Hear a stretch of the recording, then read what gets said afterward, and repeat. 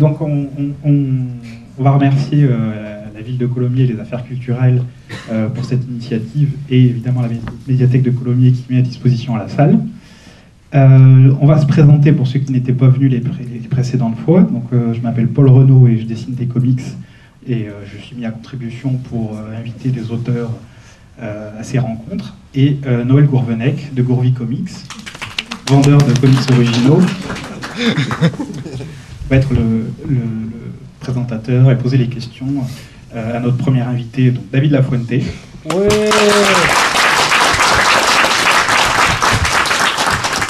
Alors, dessinateur entre autres de Ultimate Spider-Man, mais pas que, il nous en parlera.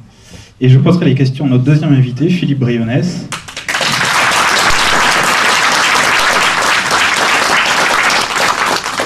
Qui lui aussi a beaucoup bourlingué chez Marvel, mais pas que, on en parlera aussi. Je vais laisser le micro à Noël pour présenter donc, notre premier invité, David.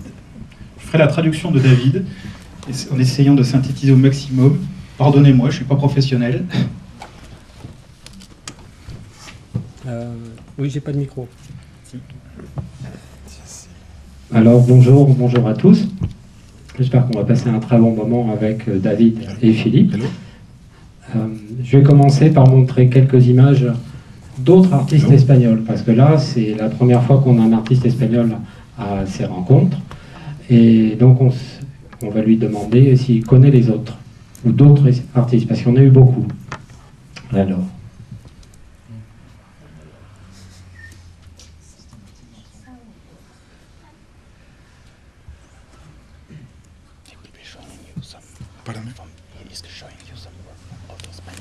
Okay. So David, here are a few artists from your country, from Spain, who started work in the 70s, who are from Perela, José González and Esteban Maroto. I'm sure you know them. Yeah, indeed. I'm actually surprised to be compared to this genius, you know. Oui, je les connais bien, il est très surpris d'être comparé à des génies pareils. You come from the same country, that's why.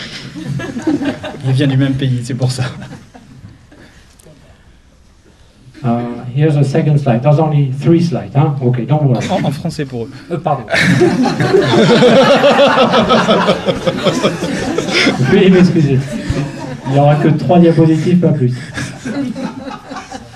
Donc ici, 5 artistes qui ont commencé, qui ont débuté dans les années 90. Manuel Garcia, Carlos Pacheco, Jesus Merino, Marcos Martin et Salvador Larroca. Et enfin, quelques exemples, parce qu'il y en a beaucoup d'autres, d'artistes qui ont plus récents, qui ont commencé dans les années 2000. Oh my, Fernando. We studied together in the School of Arts and Crafts, and we're close friends. Also, acquaintance and friend with. Donc il est ami avec Fernando. Lequel? Which one? Fernando Passari. Okay. Passari. That's. And il est allé à la même école, the same school? Yeah, in a School of Arts and Crafts, we studied illustration together. Ok, donc à l'école d'illustration. Yeah. So that's my question. Is there some kind of a community? Est-ce qu'il y a une communauté? Est-ce que les artistes espagnols se connaissent? Oh, we're acquaintances, probably, coincide at comic conventions and so on. But for example, me and Fernando, we are from Asturias. That's the far corner of the country from Barcelona, which is. I will stop. Sorry. non, that's okay. Donc, ils se connaissent bien sûr et se fréquentent notamment avec Fernando Pazarin. Fernando, puisqu'ils sont d'Asturies tous les deux. C'est ça. Et donc ils ont l'occasion de se fréquenter plus souvent. This is going to be tough. I'm very sorry. Non, non, c'est très bien, c'est très bien. You're beautiful. So yeah, probably if you live in Barcelona or Madrid, you, as an artist, you would be in contact more closely with authors. Bien sûr, s'ils vivaient à Madrid ou à Barcelone, ils seraient plus en contact avec la communauté des dessinateurs. But living in Gijón, we are very few that work in comics, and these days maybe 2, 3, you know. Mais comme il vit à Gijón, ils sont peut-être 2 ou 3 à dessiner professionnellement dans cette région. Ok, merci David. Maintenant, est-ce que tu pourrais nous dire, toi, comment est-ce que tu as fait tes premiers pas dans l'industrie des comics? How did you start out in the American comic book industry, please? Oh, I was acquaintance with Javier Rodriguez. He's a colorist for Marvel Comics. Donc il était ami avec Javier Rodriguez, qui est un coloriste pour Marvel. And he introduced me to several of his friends. He's living in Barcelona now. Who's that? He introduced me to various of his friends, among them Cano. Et donc il a présenté à plusieurs de ses amis, notamment Cano, dessinateur déjà réputé à l'époque. Cano knew that I was doing comics, but I wasn't employed at the time. We are talking about maybe 2006. Donc Cano savait qu'il dessinait des comics, mais à l'époque il n'avait pas de boulot, c'était en 2006. He was in the need of an assistant for a Fantastic Four book he was doing at the time. Donc il avait besoin d'un assistant pour un Fantastic Four à l'époque sur lequel il travaillait. He told me, we are in a tough deadline here, maybe you would want to help me out doing some backgrounds, doing some sketches here and there. Et il lui a proposé d'être son assistant sur les décors, dessiner un petit peu ce qu'il restait à faire sur ce comics. I said, yeah, of course. Et donc bien sûr, il l'a aidé à tenir ses délais. So I began working for the American market in sort of in an indirect way, and I spent a year working with Cano. Donc il a travaillé de façon indirecte donc pour le marché américain en tant qu'assistant pour Cano pendant 1 an. I didn't get any credits because I was just an assistant, but they are there, the books. Et donc évidemment, il n'était pas nommé pour son travail, mais les livres existent. I helped him in a few issues of The Immortal Iron Fist and also Man-Thing. Donc il l'a aidé sur plusieurs numéros de Immortal Iron Fist et aussi sur un comics de Man-Thing. Then he was taking a break from doing comics, and I moved to the UK. Et quand il a cessé de travailler pour les comics pendant un petit moment, David est parti habiter en Angleterre. And just by freak coincidence, I went to see a couple of my friends in a convention in Dublin. Et par coïncidence, il est allé retrouver certains de ses amis dans un festival à Dublin. Also by coincidence, it was there one of the Marvel headhunters, C.B. Cebulski. Il se trouvait que c'était un des festivals qui avait sélectionné le talent manager de Marvel, qui s'appelle C.B. Cebulski, qui est chargé de chercher dans le monde entier des nouveaux talents pour Marvel. And so, being a freelancer, I brought a portfolio with me, just in case. Donc évidemment, étant un freelance, il a apporté son portfolio juste en cas pour montrer son travail, juste au cas où. But I was too shy to bring it to him. So one of my friends just brought CB to my table while I was having dinner one of the nights. Il était trop timide pour approcher C.B. Cebulski, donc un de ses amis a amené C.B. à sa table pour lui montrer son travail. So yeah, and CB look at the pages I had there, and this is fantastic. May I bring the portfolio back to Marvel when I return to New York? And I said, yeah, of course. Donc C.B. Cebulski a beaucoup aimé son travail, il lui a proposé de prendre son portfolio, de la ramener au bureau de Marvel. Of course, I thought I'm never going to hear back from this guy again. Évidemment, il s'est dit qu'il n'entendrait plus jamais parler de ce type. And a couple of weeks later, the X-Men editor, Nick Lowe, sent me an email telling me, would you like to do a mini-series for us, Hellcat? Et quelques semaines après, l'éditeur de la série X-Men, Nick Lowe, lui a envoyé un email pour lui proposer de travailler sur une des séries Hellcat. Yeah. And but he told me, okay, this is not a sure thing. The project is still in the process of approval, so maybe it will be greenlit or maybe not. And I was sure that it won't be greenlit. Le projet à ce stade n'était pas encore approuvé, et donc il lui a dit que ce n'était pas absolument sûr, et David était persuadé que de toute façon ça tomberait à l'eau. I was beginning to work on sample illustrations, trying to, looking at, trying to break into graphic design or advertising in the UK, because I knew that that project wouldn't be approved. Il était tellement sûr que ça ne marcherait pas qu'il était en train de travailler sur des exemples de projets pour devenir illustrateur et designer à Londres. And it was they offered me a couple of short stories and then it was approved. Donc ils lui ont proposé d'abord des histoires plus courtes, et à ce moment-là, le projet de Hellcat a été approuvé. I haven't stopped working for the Americans yet. Et donc il n'a pas cessé depuis de travailler pour les Américains. Merci David. Je vais te montrer une photo. I will show you a photo and you tell me what you think of that. Okay. I think it fits right.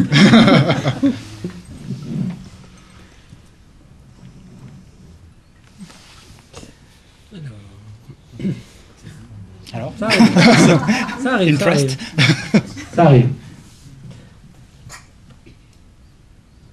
Qui est ce monsieur? Who's this guy? Brian Bendis. Brian Bendis. Brian Michael Bendis, on va faire un petit point, c'est un scénariste qui est un gros pont de chez Marvel, un architecte, et il est très connu pour beaucoup de choses, et notamment pour Ultimate Spider-Man, il en a fait beaucoup, et c'est là qu'intervient Monsieur David Lafuente. So, can you tell us how you landed on this gig, please? Yeah, sure. Again, I was very pessimistic, as you can notice. I was doing the third issue of Hellcat, and there was no talk of another assignment after that one. So I assumed that was going to be fine. Donc, comme vous avez compris, il est un peu pessimiste. Il était en train de dessiner le premier ou dernier numéro de Hellcat. First? Yeah. Pardon me? the first issue of Hellcat or the last? Third. Le troisième numéro de Hellcat, de sa série Hellcat, et on n'y a pas parlé du travail suivant, donc il était persuadé qu'il n'y en aurait pas, que c'était fini, qu'il était viré. You know, I even moved into a smaller apartment in order to save money. Donc, il avait même déménagé dans un appartement plus petit pour commencer à économiser.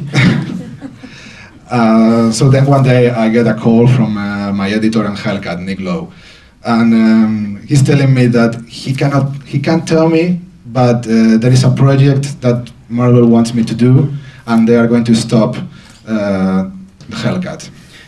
Et là, donc, il a reçu un nouveau mail de son éditeur Nick Lowe sur la série Hellcat, et il lui a promis un nouveau travail, sans pouvoir lui dire ce que c'était, un secret évidemment, en lui disant qu'il arrêtait sa série, mais qu'il lui donnerait des nouvelles très bientôt. So I told him, you cannot leave me like this. You have to tell me what is the project. Donc évidemment, il lui a dit, tu ne peux pas me laisser comme ça, il faut que tu me dises quel est ce projet. And so he told me that it was an Ultimate Spider-Man annual. Et il s'agissait d'un numéro annuel de Ultimate Spider-Man. Written by Bendis and all the rest. Et donc écrit par Bendis. And sure enough, I think maybe the same day or the day after that, Bendis called me on the phone. Et juste après, Michael Bendis l'a appelé au téléphone. Which is very odd to, pick up the phone and say, hey, it's Bendis. Ça fait très bizarre d'entendre Bendis au téléphone. Because at that time, it's like as if Quentin Tarantino calls you. À ce moment-là, c'était comme si Quentin Tarantino lui téléphonait. And he tells me that he liked Hellcat and everything, and about doing this annual. And I say, of course, yeah, let's do this. And the best part was that Nick would wait for me to do the annual, and then I will continue the Hellcat miniseries. Et donc à ce moment-là, Michael Bendis lui a dit qu'il avait beaucoup apprécié Hellcat. Et ce qui était très sympathique de la part de Nick Lowe, l'éditeur de Hellcat, c'est qu'il lui a laissé le temps de finir sa mini-série sur Hellcat avant de travailler sur l'annuel de Spider-Man. Which is quite unusual because when you sleep a month in a monthly schedule, like the States, sales go down and readers forget about the book and everything, but they show that wanted me to draw all the mini-series. Ce qui était très inhabituel, c'est qu'ils lui ont laissé le temps donc, de finir Hell 4 en ratant un mois de parution. Donc c'est très très rare parce que d'habitude, dès qu'on rate un créneau, les ventes baissent énormément. Ça montrait à quel point ils étaient intéressés par son travail sur Ultimate Spider-Man. So yeah, I did the annual, and later I found out that they actually wanted me all along to be the new artist on the series. It was just a tryout, but they didn't tell me. Donc, il s'avère qu'en fait, cet annuel était juste un essai, un galop d'essai pour voir s'il était capable de faire la série, et ils avaient prévu de lui confier la série depuis le début. In fact, everybody knew except me. Like Mark Millar was telling me, how are you doing on Spider-Man in a convention, you know? And I was like, well, I already finished that story. And he's like, okay, don't worry. En fait, tout le monde savait, sauf lui, à ce moment-là, qu'il allait dessiner la série Ultimate Spider-Man, et même Mark Millar, dans un festival, un jour lui a dit « Alors, ça se passe comment sur Spider-Man ?» Et David lui a répondu « Mais j'ai déjà terminé cet annuel. » Merci David. Pendant ta collaboration, qu'est-ce que tu as préféré faire? What the part of doing Ultimate Spider-Man that you enjoy best? Well, at first I was really pleased drawing this Bendis brand sequences of dialogue, you know. Tout d'abord, il était très content de dessiner le type de dialogue de Bendis. Again, to continue the comparison, it was like, you know, I have to draw the conversation in Pulp Fiction between John Travolta and Samuel L. Jackson about the mayonnaise. C'était comme de dessiner la conversation de John Travolta et Samuel Jackson dans Pulp Fiction. And later on, I got into the mood of the book, and I got enjoying the relationship between the characters and the quiet scenes and all that. I really liked that the best, the relation. Et petit à petit, il s'est fait au ton particulier de la série et a commencé à s'attacher aux relations entre les personnages qui est assez unique. Between Gwen Stacy and the other supporting cast of the book, there were so many, but really interesting to work with. Il a pris beaucoup de plaisir à travailler sur les relations, notamment entre Gwen Stacy et les autres personnages qui sont tellement nombreux et qu'il a tellement apprécié. Not to say that I didn't like the action stuff and all those car chases and action, but the intimate moments. Ça ne veut pas dire qu'il n'a pas apprécié non plus les scènes d'action comme les poursuites de voitures et entre autres, mais ce qu'il a préféré vraiment, c'est le côté intimiste des personnages. Merci David. Alors on sent dans ton style beaucoup d'influence manga en tant que nous lecteurs de comics américains. Je voulais te demander si c'est une volonté ou si c'est une totale coïncidence. So in your drawing style, we see a lot of manga inspiration, and I want to ask you if this conscious thing or is it totally coincidence? Growing up in Spain as a reader, they don't have in my country that big of an industry of Spanish books published by Spanish publishing houses, but there is a lot of manga, a lot of French books, a lot of Italian and American. So you have a very wide selection of material you can read. And when I was a kid, I was very much into Saint Seiya and all this. Please, stop. Stop me. I'm dying. Sorry. Donc, ayant grandi en Espagne, il n'a pas été exposé à des créateurs espagnols parce qu'il n'y a pas vraiment d'industrie là-bas et d'un ton particulier pour des auteurs. Donc, il a été exposé très tôt à une variété d'auteurs, notamment de manga. Et il a commencé très tôt à aimer Saint Seiya. Akira, you said Akira? Yeah. Et Akira.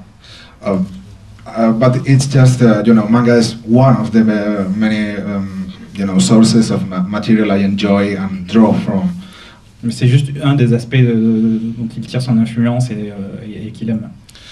Also, I'm this huge fan of Tintin. You know, I have even the first issue, the first copy they bought me of Tintin in Tibet is completely bent and wore out. I love it. Mais il est aussi fan de Tintin et d'ailleurs il a conservé l'édition qu'on lui avait offerte de Tintin qui est toute pliée et en très mauvais état.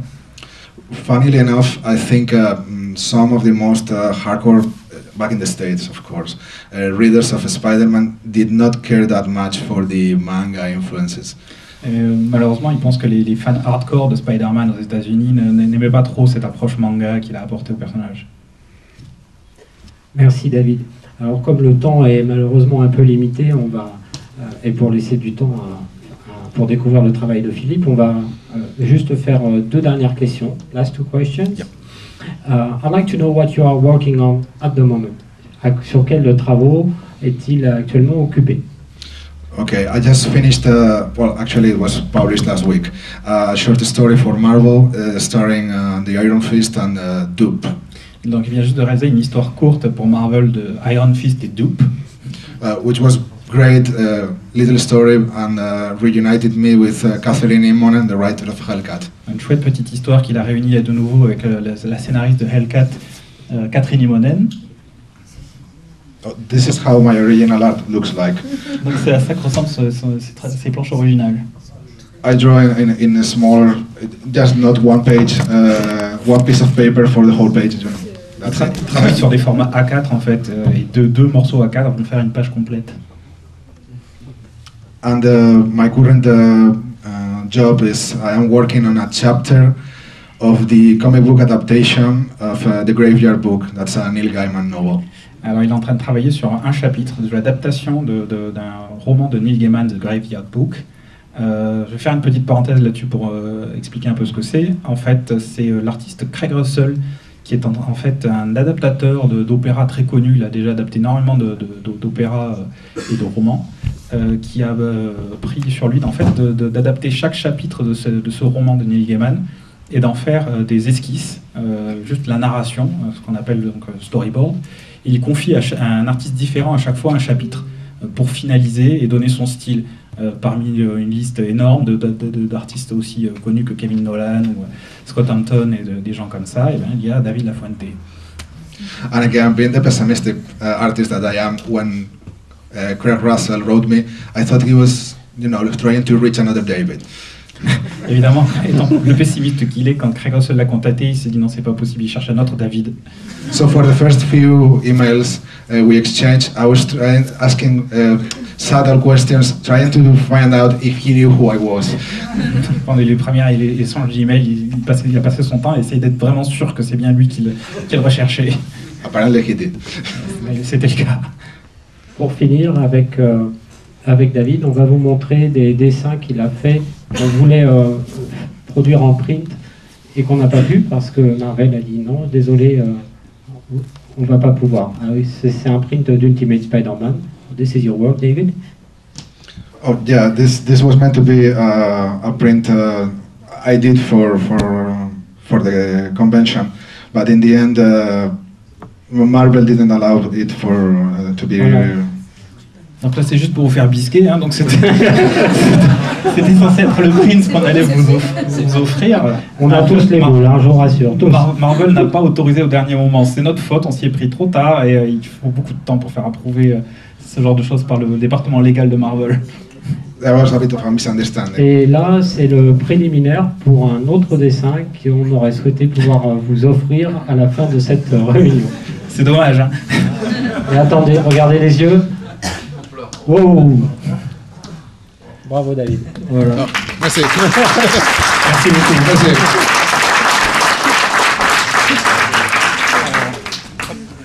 Oh, sorry. Donc on va passer à l'interview de Phil Briones, que je vais réaliser moi. Donc, bonjour Phil. Bonjour. Alors première question que je voudrais te poser, c'est quand c'est que tu as compris que tu voulais devenir dessinateur? Quand c'est que tu as vraiment compris que ça allait être quelque chose d'important dans ta vie? Sans rire. Je dois avoir 3 ans. Précoce. À la maternelle. Ouais. Et quel cursus as-tu suivi? J'ai fait les beaux-arts dès l'âge de 12 ans. Je faisais les cours du soir. Et puis après, j'ai fait 2 ans de beaux-arts à Beaune. Là, c'était classique, vraiment toutes les bases. Et puis ensuite, j'ai fait 2 ans Gobelins. Alors les Gobelins, c'est une école très connue de dessin animé à Paris. Ouais, enfin, la partie dessin animé. D'accord, Parce qu'il y a aussi la photo, enfin, il y a pas D'accord. mal de trucs. d'accord. Et puis après, j'ai travaillé au studio Disney. Alors, pour revenir sur les Gobelins, est-ce que tu as le sentiment que ça t'a formé ou apporté quelque chose pour ton travail de dessinateur? C'était le but. A-t-il été accompli? Ouais, j'ai bossé à Disney juste derrière, donc je pense que oui. J'ai appris en tout cas des techniques de... Enfin, c'était quelque chose que je voulais faire depuis tout gamin, c'était travailler à Disney. Ouais. Et la seconde chose, c'était de travailler pour Marvel. Et donc, voilà, je me suis dit, bon, faire de la bande dessinée tout de suite, ça va être difficile. Et je voulais gagner ma vie. Et donc, j'ai dit, je vais déjà faire du dessin animé. Donc, j'ai un pote, c'était au Beaux-Arts, au moment où je devais faire mon orientation, qui m'a dit, tiens, voilà un courrier que j'ai reçu, ça devrait t'intéresser. Et j'ouvre le courrier et c'était les journées portes ouvertes des Gobelins. Et donc voilà, j'y suis allé. Et puis oui, 2 ans en rencontrant des professionnels qui étaient intervenants aux Gobelins. On était dans le jury, il y avait les gens de DreamWorks et de Disney aussi. Donc on était notés par eux. Et voilà, il y a toutes les techniques des dessins animés pour faire les mouvements, pour la mise au net aussi, la couleur, les effets spéciaux, les lip sync, c'est la synchronisation du son et de l'image. Non, je fais la traduction, s'il te plaît. D'accord.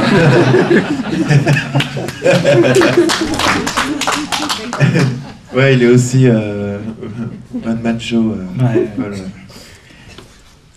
Et je crois savoir que tu n'es pas le seul à sortir de cette école, d'avoir échoué dans la bande dessinée. Ouais, Non, quand je dis échoué, tu as réussi. c'est vrai que c'est un peu une descente aux enfers. Après Disney se retrouve à Soleil, c'est bon. C'était un peu dur. Mais 2003, le studio ferme, mais dès 2001, en fait, j'avais envoyé des dossiers chez Delcourt et Soleil et ils m'ont appelé dans la foulée. Voilà. Combien de temps tu es resté en tout chez Disney alors? 10 ans. 10 ans? Ouais, je travaillais sur 8 films. Alors vas-y, lesquels?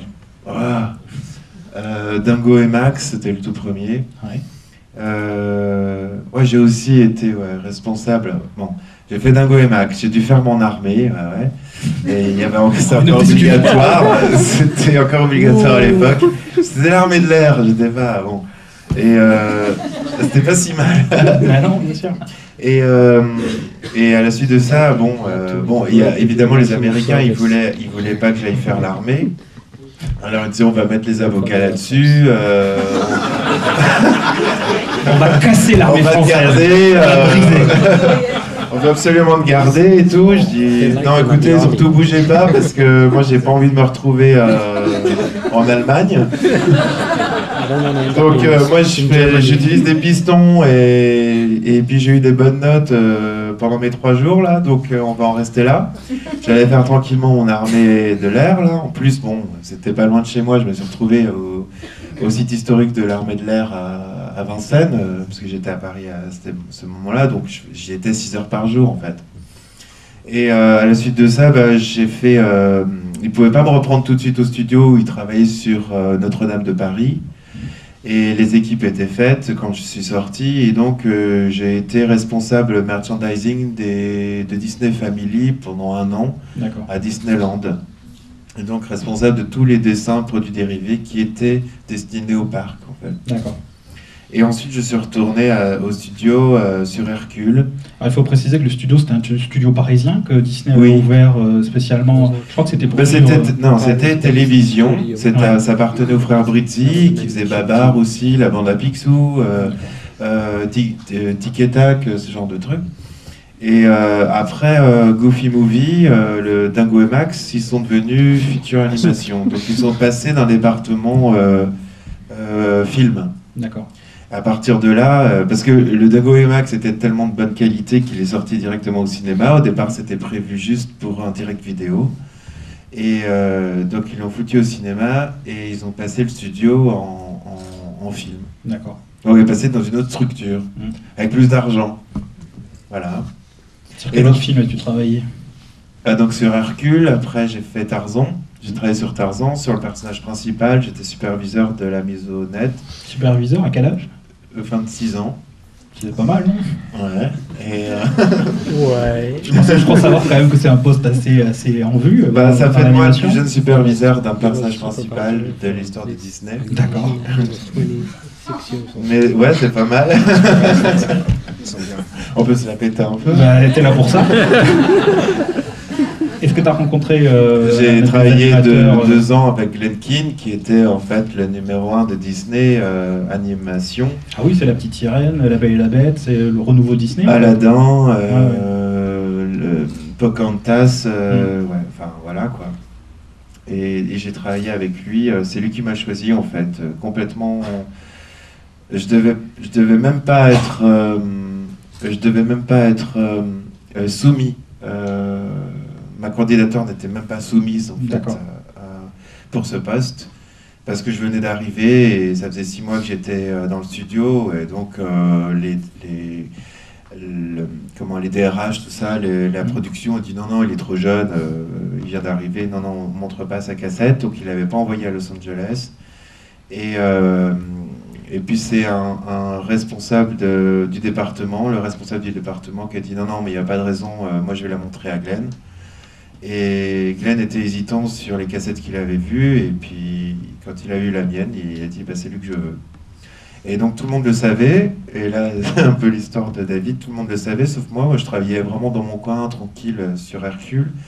Et j'étais quelqu'un d'assez timide, donc je savais pas trop ce qui se passait autour de moi. J'avais croisé Glenn plusieurs fois dans le couloir, mais je n'osais même pas lui dire bonjour.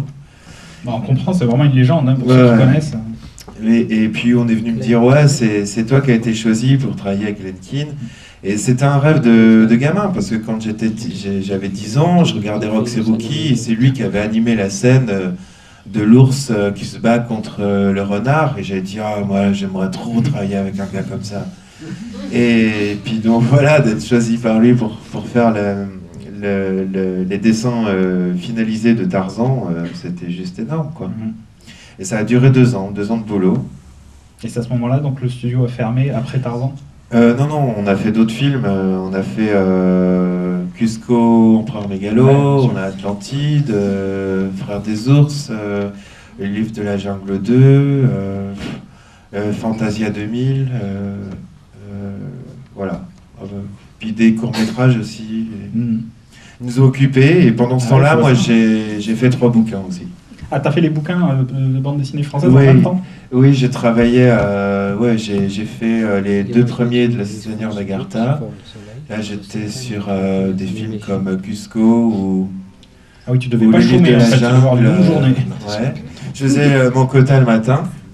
En fait, je pulvérisais mon quota le matin pour qu'on vienne pas me faire d'histoire, mais il faut savoir que j'avais quand même 1 année d'heures supplémentaires à récupérer avec Tarzan. Ouais. Ah, c'est pas juste ça quoi. C'est aussi beaucoup de travail. Et alors comment t'es rentré en contact avec Soleil justement? Comment ça s'est passé? J'ai envoyé mon dossier par la poste, et puis Mourad m'a appelé le lendemain. Ah oui. Ça a dû quand il a reçu, il a pas osé m'appeler à minuit, il m'a dit, il a attendu le lendemain matin. Et puis ils m'ont proposé, j'ai eu aussi un rendez-vous avec Delcourt en même temps. Delcourt, il a mis 3 jours à me répondre, et j'ai dit c'est un peu tard là. Faut pas être si lent. Et il me dit mais quand même pas refuser un rendez-vous avec moi, et il y a Olivier Vatine qui veut aussi vous rencontrer. Et j'ai fait ok. Olivier Vatine, pour ceux qui ne connaissent pas, c'est l'auteur d'Aqua Blue, entre autres, qui est lui aussi une légende, mais là, cette fois-ci de la bande dessinée. Voilà. Et il voulait travailler avec moi sur un projet qu'il avait. Et donc, j'ai dit, ouais, mais j'ai déjà rendez-vous avec Mourad de Soleil, je ne sais pas si c'est correct, est-ce que je peux aussi faire un rendez-vous avec vous? Et moi, j'étais de la planète Disney, donc corporate à fond, si je vais voir l'un, je ne vais pas voir l'autre. Exclusif. Et dit oui, bien sûr que c'est correct. Et donc je dis bon, ok, j'ai failli annuler le rendez-vous avec Delcourt et Vatine, hein, c'en était là, et le gars il hallucinait, il dit mais il sort d'où ce mec? C'est pas possible quoi, il va pas lui faire ça.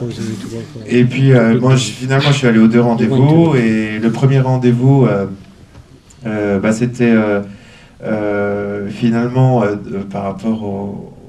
C'est avec Delcourt que je l'ai eu, avec Delcourt et Vatine, et le second avec Mourad. Le premier, je demande à Delcourt, j'ai dit voilà, je voudrais faire 2 livres par an, au minimum. Sachant que les auteurs français habituellement font un album par an. Ouais. Est-ce que c'est possible? Et il me regarde, il fait écoute, tu vas déjà faire le premier, on se donne rendez-vous dans 1 an, et puis on en reparle. Je fais ah bon, d'accord, bon, ça me passionne pas sa réponse. Je m'en vais, et puis je vois ensuite Mourad. Et là, je lui dis, voilà, j'aimerais faire 2 livres par an, voire plus. Est-ce que c'est possible? La question subsidiaire. Et il me dit, mais t'en fais autant que tu veux. Je fais, cool, je vais signer avec vous alors. Est-ce que tu lisais de la bande dessinée franco-belge avant ça? Oui. Parce que je sais évidemment que tu lisais des comics, bien sûr. Oui. Non, je lisais de tout. Non, manga, enfin le peu qu'il y avait à l'époque, hein, c'était Akira, puis après tout ce qui a suivi, mais c'est vrai qu'il n'y avait pas encore grand-chose. Mais bon, les animés, les animés manga, je connaissais plein. Et puis comics énormément. Et puis franco-belge, oui. Je savais qu'il y avait plus de cases dans un médium que dans l'autre, quoi. Alors comment s'est passée donc cette période où tu as fait typiquement du franco-belge? Pas trop mal. Bien. Je sais pas quoi dire. Comment ça s'est passé? Comment tu as été choisi, par exemple, pour reprendre la geste? Ça, c'est justement parce que je voulais faire plusieurs bouquins dans l'année. Il m'a dit, voilà, tu commences sur ta série, et puis en même temps, si tu veux, on te propose la geste des Chevaliers Dragons. Donc c'est une série qui avait été commencée qui avait été commencée 6 ou 7 ans auparavant.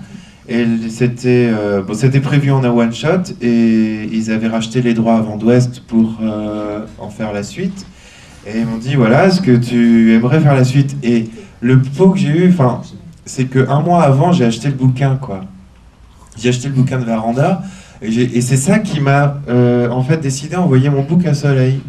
Parce qu'en voyant le travail de Véranda, j'ai dit, Soleil, ils sont assez ouverts. S'il y a un style comics, ça leur plaît. Ouais, parce que c'est vrai qu'il y a des connotations très comics. Ces influences sont très comics. Et donc je me suis dit, ils sont suffisamment ouverts pour ça, donc j'ai envoyé mon dossier là-bas. Et puis il me propose ce bouquin, j'ai juste halluciné. C'est un signe. Ouais. Et voilà, donc j'ai fait dans l'année, en fait. L'année suivante, en fait, sont sortis les 3. D'accord.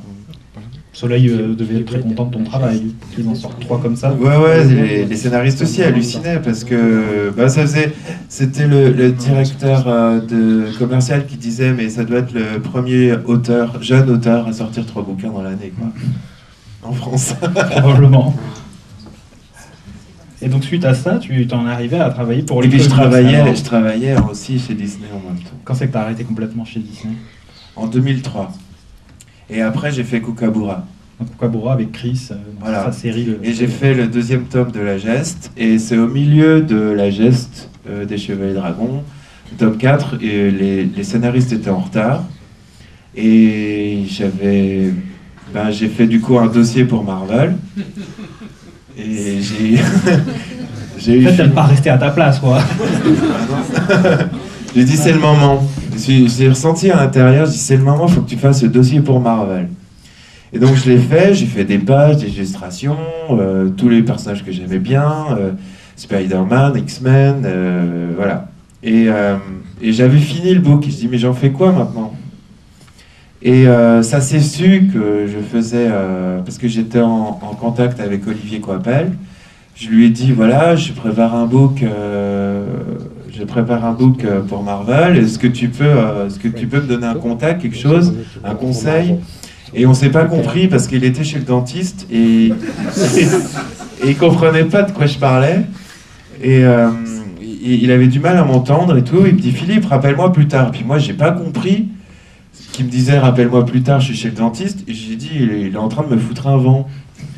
Et j'étais dégoûté parce qu'on a fait la même école, il était chez DreamWorks, moi j'étais chez Disney, j'ai commencé dans la BD, lui commençait dans le comics chez DC. Enfin, on était un peu on se rencontrait à chaque fois qu'on changeait de crânerie en fait. Et là j'étais un peu dégoûté, je dis il me faut un vent quoi. Et puis en fait pas du tout. Et il a été en parler à un libraire à Paris et qui était en contact avec Jean-David Morvan et qui embarquait en fait plusieurs portfolios. Donc on parle d'Olivier Jalabert, là, d'Olivier Jalabert, qui est le gérant d'Album Comics à Paris. Voilà, et il emportait plusieurs portfolios à New York pour montrer à Joe Quesada. Et il me dit, il m'envoie donc un mail, je reçois 5 jours après avoir fini mon dossier, je reçois j'ai une bonne étoile quand même. Et je reçois un mail de Jean-David Morvan et d'Olivier Jalabert qui me dit voilà, est-ce que tu serais d'accord pour qu'on te prenne ton book et qu'on l'emmène à New York? Ben non, je suis pas d'accord. Bien sûr que non. Et donc je l'ai emmené. Et puis un mois plus tard, j'avais un contrat. Voilà. Donc Joe Quesada, dont tu viens de parler, pour ceux qui ne connaissent pas, c'est l'éditeur en chef de Marvel. Hein. Ouais. Donc sur quoi tu as commencé chez Marvel? Alors sur White Tiger, bon. Je t'ajoute. Il faut bien commencer. Bien sûr. Mais bon, j'avais plus 25 ans là. Non. Qu'est-ce que tu as retiré de cette expérience? À part de l'expérience. Je suis tombé sur un dragon. Une scénariste vraiment, enfin qui n'était pas scénariste en fait, elle était écrivain. Oui, elle avait romancière, gros succès aux États-Unis. Et elle vendait beaucoup de livres, mais pour les adolescentes. Donc bon, le public, voilà. Le report du public n'était pas là. Et puis j'ai eu un peu peur pour le script, quand même. Je me suis dit, mais il va pas me faire des petites nanettes en culotte, quoi. Moi, je veux faire du Spider-Man, je veux faire du truc... Des trucs de bonhomme, quoi. Voilà, des trucs de combat, quoi. Des types en collant, quoi. Ouais, et non, on fait faire des trucs urbains. La fille, elle va un peu faire toutes les boutiques pour s'habiller. C'est des choses improbables. Je me demandais de dessiner et je dis, mais c'est pour faire des rues de New York. Moi, autant que je fasse des bouquins en France, moi, je veux faire des mecs en collant, en train de se patater, quoi. Qu'est-ce que vous faites là? Et eux, il y avait une incompréhension en même temps, parce qu'ils me disaient oui, mais il est auteur français, donc il veut faire son kiff américain, mais on peut pas lui donner du super-héros, quoi, faire des trucs de super-héros, c'est peut-être pas ça qu'il veut faire. Pourtant, j'avais été clair dans mon bouquin, mais bon. Et voilà, ça se passe pas bien. En fait, la scénariste est en retard. On finit par croire que c'est moi qui le suis. Marvel, ils veulent me proposer déjà Namor, Submariner, juste 6 mois plus tard. Et je suis toujours sur White Tiger. Et il dit comment il a pas fini? Il est lent, qu'est-ce qui se passe? Il est français. Les Français, bah oui. Et je dis mais c'est pas moi. Et en fait la scénariste elle disait ouais il est un peu lent et puis il fait d'autres choses à côté, voilà. Donc ils m'ont mis à l'épreuve et ils m'ont dit voilà le 4e épisode tu le fais en 3 semaines. Et je fais ok banco et j'ai fait l'épisode en 3 semaines et ils ont dit bon bah c'est pas lui qui est trop lent. 22 pages en 3 semaines c'est vraiment bien. Et du coup, j'ai débarqué sur le 5e épisode. Ça se passe de plus en plus mal avec Tamora Pierce. Pas directement, parce que j'avais pas le droit de lui parler directement, hein, même pas lui envoyer un mail. Ah non, moi j'étais la petite main. Moi j'ai entendu dire que c'était un gros souci pour Marvel de gérer cette scénariste. Ils m'ont remercié 1000 fois après, en fait, hein, parce que c'était une épine dans le pied. Hein.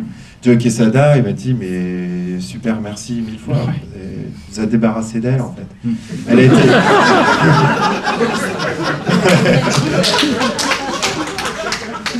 Elle a été blacklistée, on voulait après. Hein. C'était fini. D'ailleurs en interview, elle avait un peu conscience parce qu'elle disait Philippe, il fera carrière chez Marvel, pas moi. Et je dis, ah tiens, elle est quand même clairvoyante, la dame.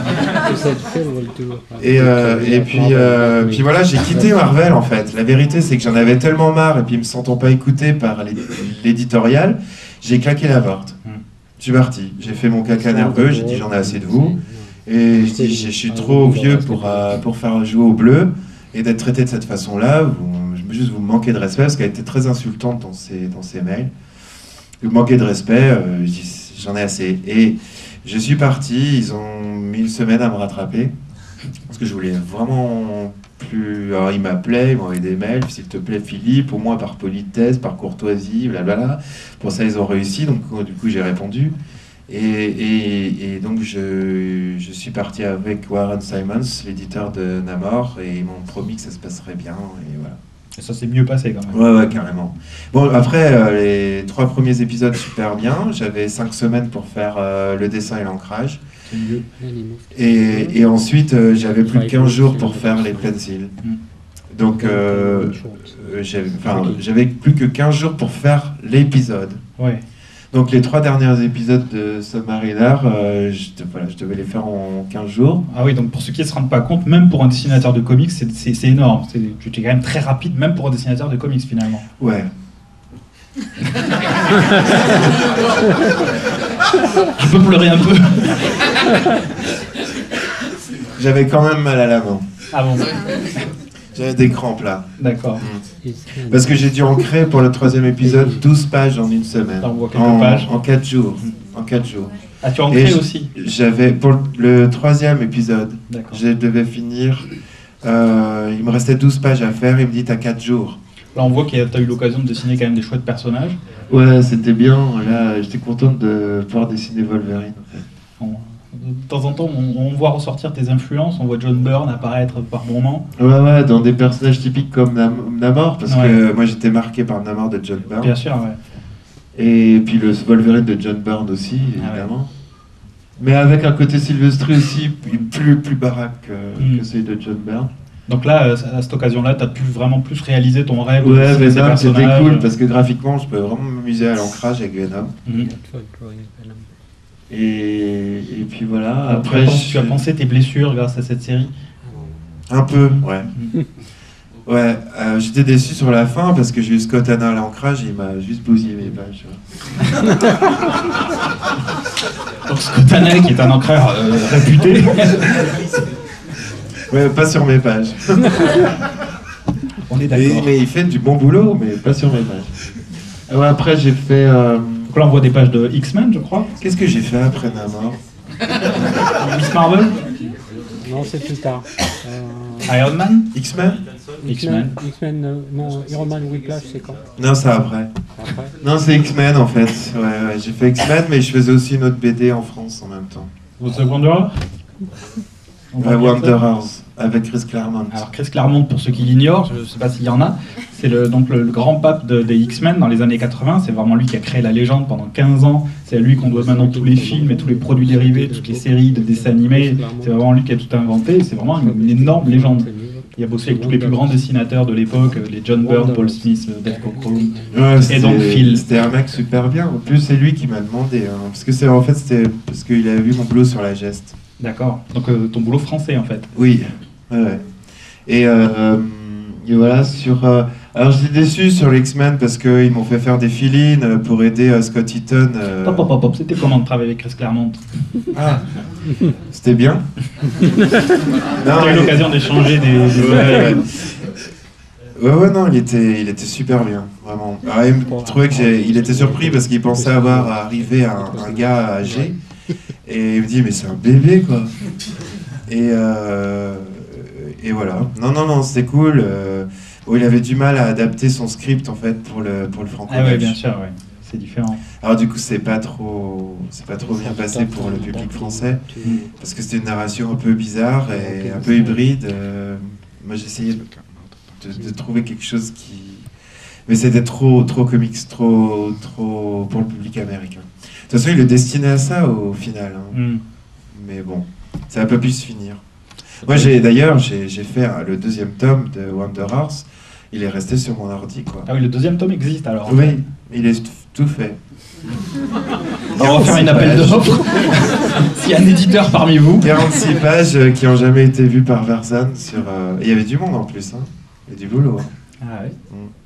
Enfin bon, après j'ai fait en même temps je faisais ça, les X-Men. Alors j'étais content parce que je pouvais travailler sur plein de personnages que sur des moments de l'histoire des X-Men où j'étais soit gamin, soit adolescent. Vous travaillez sur un comics où il y avait beaucoup de flashbacks de scènes. Beaucoup de flashbacks, oui, bah ouais. Il y a beaucoup de travail de recherche, visiblement que le dessinateur régulier n'avait pas le temps de faire, donc ils ont demandé à quelqu'un qui aurait plus de temps. Enfin, ceci dit, il me donnait un mois pour faire le bouquin. Mais c'était bien. Alors, je pensais après, parce qu'il y a eu un sold out sur le 3e épisode que j'ai fait, je pensais qu'il me proposerait la série, que c'était, comme pour David, une façon de faire un essai, et puis voilà. Comme les lecteurs, ils suivaient, en plus, ils aimaient bien comment je faisais Xavier, parce que je lui redonnais finalement, parce que tout le monde le dessinait vieillard, Xavier.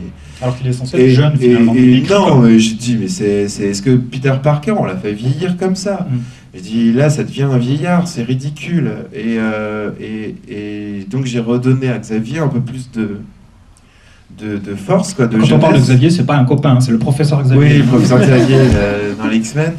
Et j'ai donné je l'ai remis un peu comme faisait John Byrne ou Silvestri ou les autres, redonner sa stature, quoi. Et ça a été apprécié. Et d'ailleurs, ça a changé après. Parce que ils ont dit, ouais, Philippe a redonné un truc à Xavier qui avait pu. Et donc, je pensais qu'on me proposerait la série régulière, et puis non. On m'a proposé Miss Marvel. Enfin, un épisode où on me dit on me dit de faire le dessin et l'ancrage. Donc, il n'est pas paru comme ça, le bouquin. Hein. Il est tout ancré, et il y a un mec qui est venu me foutre de la couleur dessus, effacer mon ancrage, et me foutre plein de couleurs partout dessus. Eh bien écoute, il est ici. Ouais, j'aimerais bien le voir, il se lève. Et mais bousiller les pages, quoi. Bousiller. Ouais, ça arrive malheureusement assez et souvent. j'ai halluciné. Et bon, ben voilà, ils étaient très contents de mon travail.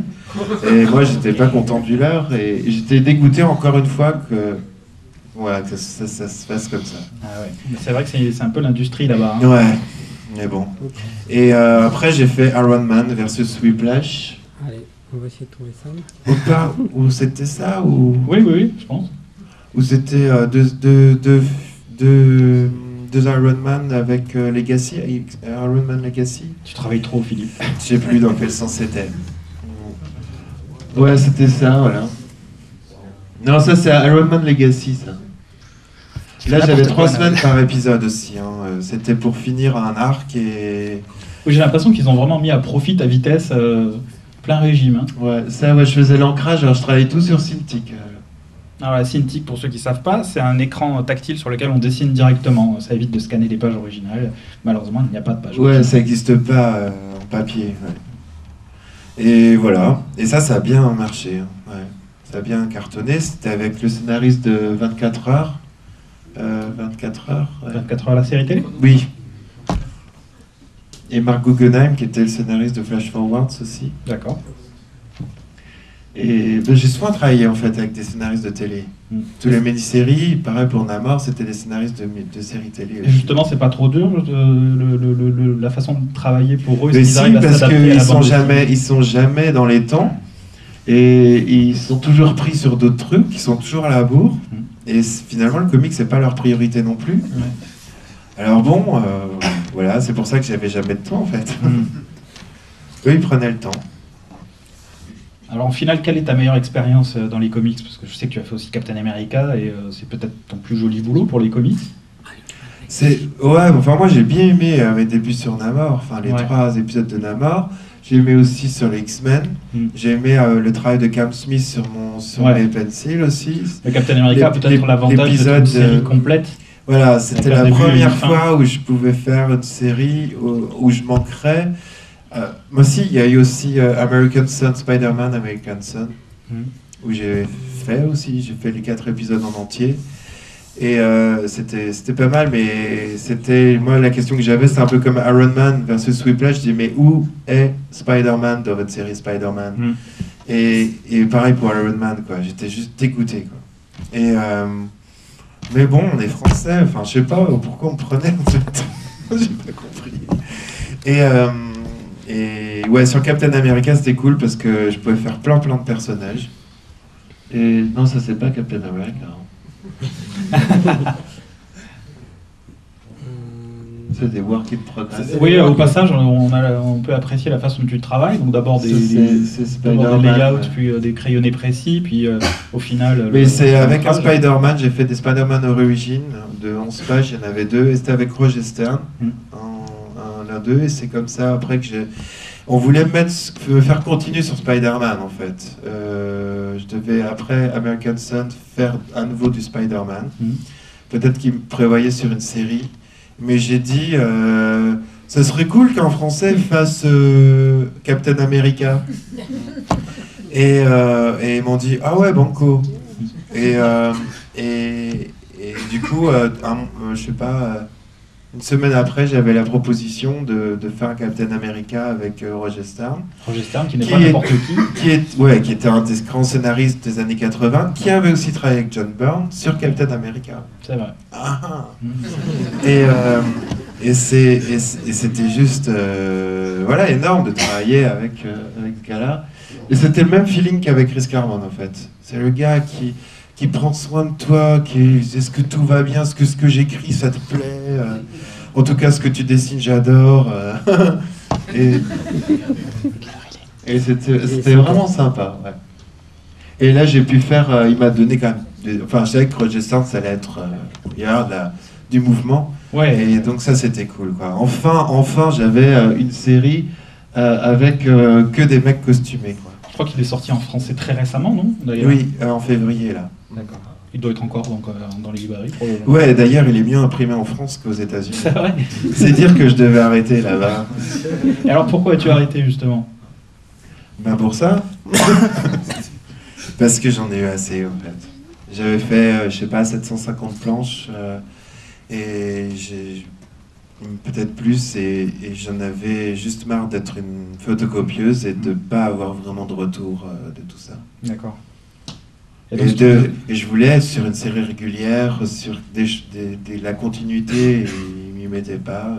Bon. Oui, c'est devenu quasiment impossible de nos jours d'ailleurs. Ouais.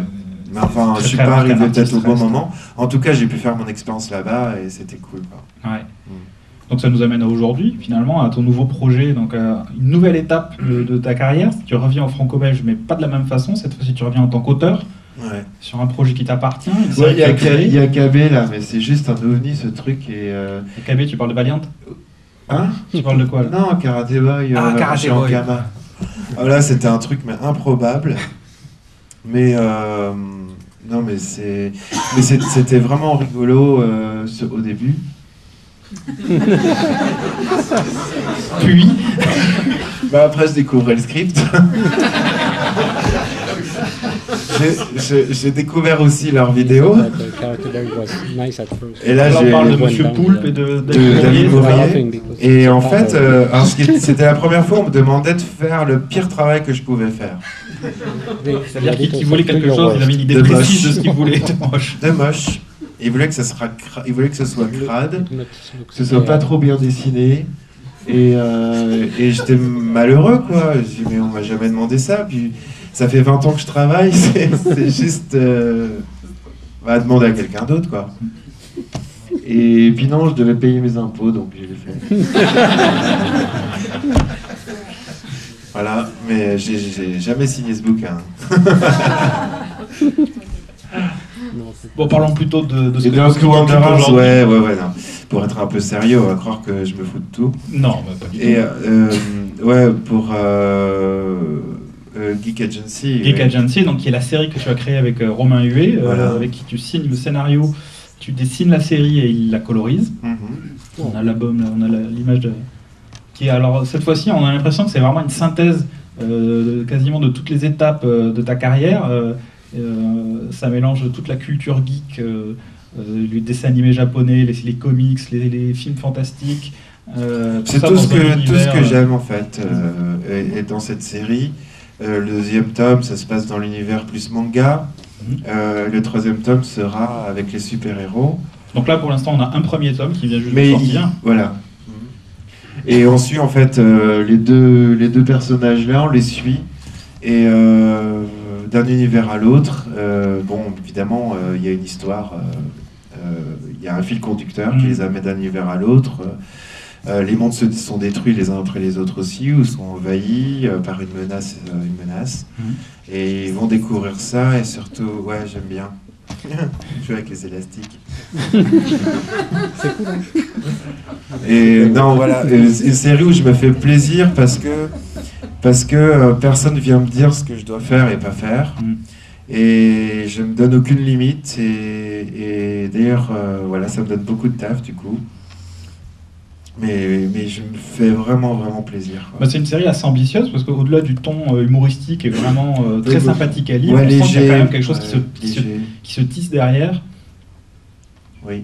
Et tu dois être plutôt content parce que en faisant les recherches pour l'interview, j'ai eu l'occasion de lire un petit peu les critiques sur les blogs, les magazines, et c'est assez dithyrambique quand même. Ouais, c'était assez inattendu en fait parce que je les avais vraiment à zéro d'être tout d'un coup vu complètement. Ouais, bien sûr.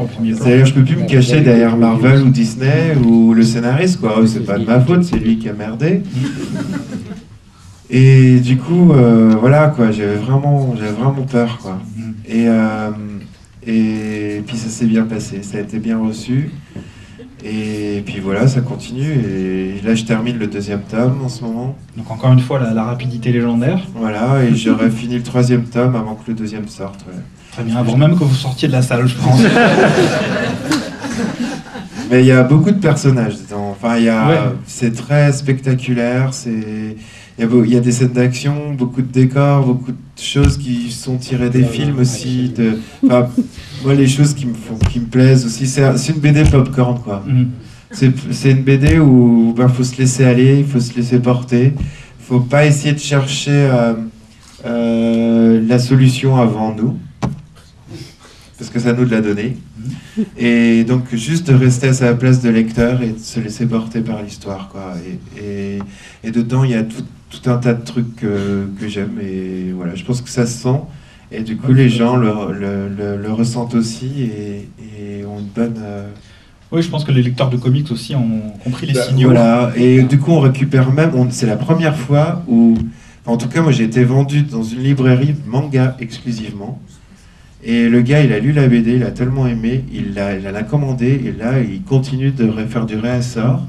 Parce que voilà, et ça permet d'aller chercher aussi un public qui avait déserté le franco-belge, et de récupérer ce public-là avec Geek Agency. Bah, félicitations, en tout cas c'est une belle réussite. Voilà. Alors je voudrais te poser une question pour finir, parce qu'on nous a souvent demandé dans ces rencontres, il y a souvent eu des enfants ou des parents qui ont des enfants qui voudraient dessiner ou quoi, et je sais que tu donnes des cours en fait. Je suis prof, ouais. Tu es prof à l'école Pivot de Nantes. Ouais. Qui consiste en quoi exactement? Je m'occupe des... Ouais, c'est 4 ans. Et dont 2 années de spécialisation en bande dessinée illustration. Peut-être faire changer ça. Parce que, voilà, je trouve que c'est BD, soit c'est illustration. Mais ça peut pas être les deux en même temps. En tout cas, il doit y avoir 2 sections. Il y a 2 sections séparées, mais pour la BD, 3e année, enfin la dernière année, dont je m'occupe, il y a BD et illustration, double cursus. Et donc, voilà, moi je suis là pour accompagner ces auteurs en herbe qui sont tout jeunes, leur donner les moyens de faire leur dossier et de se déterminer dans leur univers, et de les aider à faire leur page, quoi. Et de leur donner le maximum d'outils pour qu'ensuite, quand ils partent dans la nature, qu'ils puissent se débrouiller. Et éventuellement les mettre déjà aussi en contact avec quelques professionnels. Bah il faut les féliciter d'avoir fait appel à un professionnel, parce que finalement ça semble évident, mais c'est pas si fréquent que ça. Mais ils font appel aux professionnels. Hein, en fait. Tu parles de l'école Pivot? Oui. Oui, on voit. Là, je parle des autres en général. Les autres? Les autres écoles. Ah. Donc oui, tu avais quelques minutes à tuer dans ton cursus déjà bien rempli, et tu as décidé de devenir prof.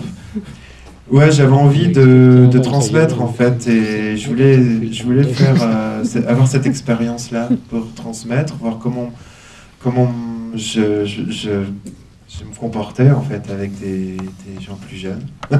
Si j'étais sympa, j'étais bon prof, pédagogue. Je l'avais fait à Disney parce que j'avais formé pas mal de gens, mais c'était dans un cadre professionnel. Mais là, oui, ça me plaît, c'est très enrichissant en fait, j'apprends beaucoup. Je sais pas si eux ils apprennent, mais moi j'espère.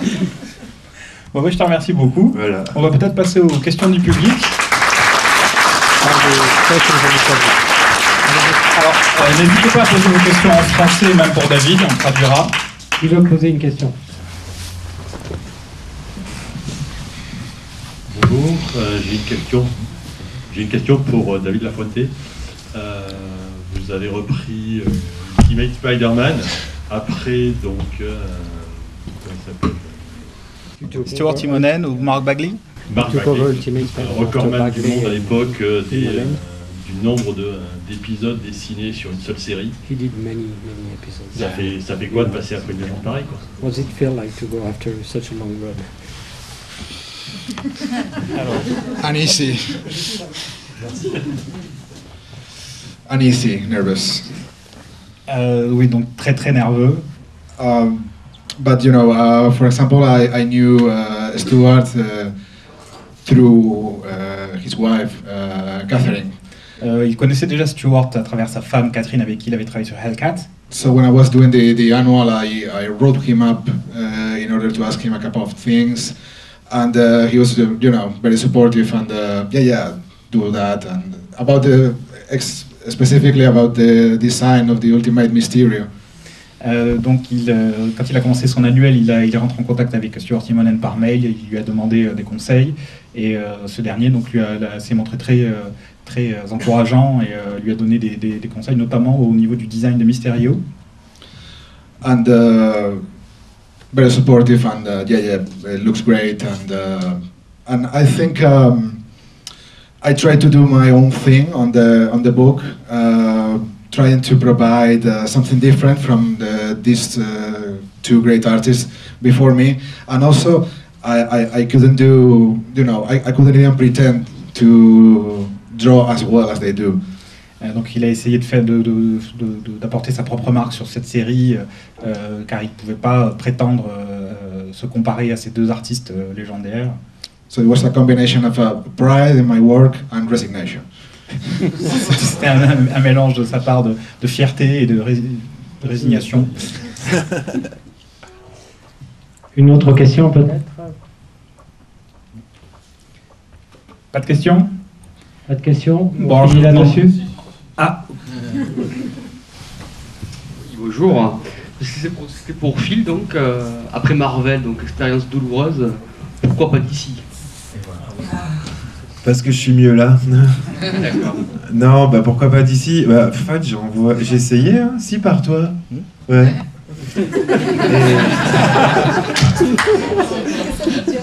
Et au fait. Why not go to DC Comics? Et en fait, ils n'ont pas répondu. Je réponds pas tout le temps. Voilà.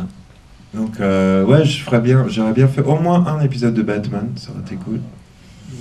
Et, mais je suis pas super fan de DC en fait, c'est trop iconique, les personnages sont pas assez proches de nous. Ils sont vraiment, voilà. Donc du coup, je suis moins. Mais bon, maintenant pour le côté grosse baston intergalactique, c'est plutôt pas mal. Après, il faut savoir que c'est très rare que des éditeurs répondent positivement aux demandes des artistes. Hein. Ils aiment faire leur marché eux. J'ai déjà eu l'occasion de proposer à des éditeurs avec qui je travaillais beaucoup, des gens qui avaient une réputation bien meilleure que la mienne, des grands artistes et tout ça, et les éditeurs ne répondent même pas. Voilà. Ils sont snobs. C'est comme ça que ça se passe. Ce que tu as fait chez Valiant, les derniers numéros Harbinger, le seul numéro d'Harbinger. En fait. Mais c'était il y a combien de temps? C'était à la fin de Geek Agency 1 et avant de commencer Geek Agency 2, c'était en septembre. J'ai fait ça en septembre. Ouais. En fait, il s'avère que l'éditeur de Valiant était l'éditeur qui a fait travailler avec Phil sur Captain America et Submariner. Non, pas Captain America non. Submariner. C'est Thomas Brennan sur Captain America. Non, là c'était Warren Simons qui était l'éditeur de Submariner. Je devais faire en fait les 5 épisodes. Et là, ça s'est pas passé encore comme je. Non, mais il y a des moments où il faut arrêter de lutter contre la vie, quoi. Quand elle vous dit que c'est pas l'endroit pour le moment, je dis vaut mieux que je fasse un break et que je retourne un peu sur les éditeurs français. Parce que tout se compliquait en fait à chaque fois ce qui était les postulats de départ étaient modifiés au dernier moment. Visiblement, ils voulaient utiliser mes layouts, mais prendre un dessinateur moins cher pour finir les dessins. Il y avait tout cet aspect économique toujours tiré vers le bas qui fait que voilà, mon ancrage, ils voulaient que je m'ancre. Ensuite, ils voulaient plus que je manque parce qu'en fait, ils avaient des encreurs qui étaient moins chers que moi.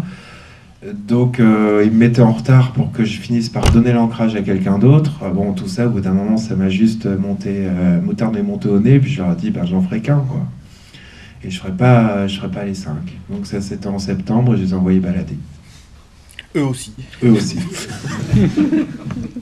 Mais je suis quelqu'un de sympa, sinon. Je crois que ça c'est nous aujourd'hui. Est-ce qu'il y a d'autres questions ? Ce sera la dernière question parce que là, voilà. C'est l'heure. Bon, on va terminer là-dessus. Alors, on va remercier nos invités et je vous demande de les applaudir. Merci.